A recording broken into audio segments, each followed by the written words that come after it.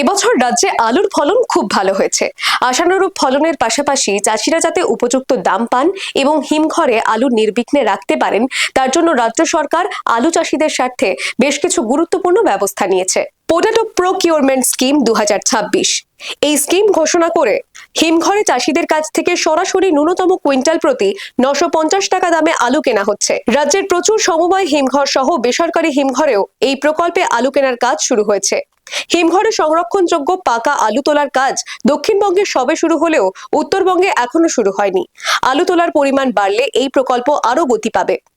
রাজ্যের হিমঘরগুলিতে 82 লক্ষ metric ton আলু রাখার ধারণ ক্ষমতা রয়েছে। এখনো পর্যন্ত মাত্র 12% স্থান পূরণ হয়েছে। সুতরাং হিমঘরে আলু রাখার জায়গার কোনো অভাব নেই।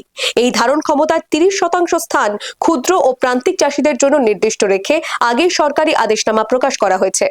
এখন রাজ্যের চাষিরা নির্বিঘ্নে হিমঘরে আলু রেখে তার সুফল পাচ্ছেন। এই প্রকল্পে কেনা হিমঘরে সংরক্ষিত আলু পরে মিড ডে মিল সহ অন্যান্য কল্যাণমূলক প্রকল্পে প্রয়োজন মতো ব্যবহার করা হবে। আলু কেনার কাজে যাতে কোনো বিঘ্ন না হয় এবং এই প্রকল্প যাতে কোনোভাবে ব্যাহত না হয়, তার জন্য ব্যাংকের ঋণ দানের প্রক্রিয়াটি তুলনামূলক সরল করা হয়েছে। এছাড়া সুফল বাংলা লাভজনক দামে আলু কেনা শুরু করেছে।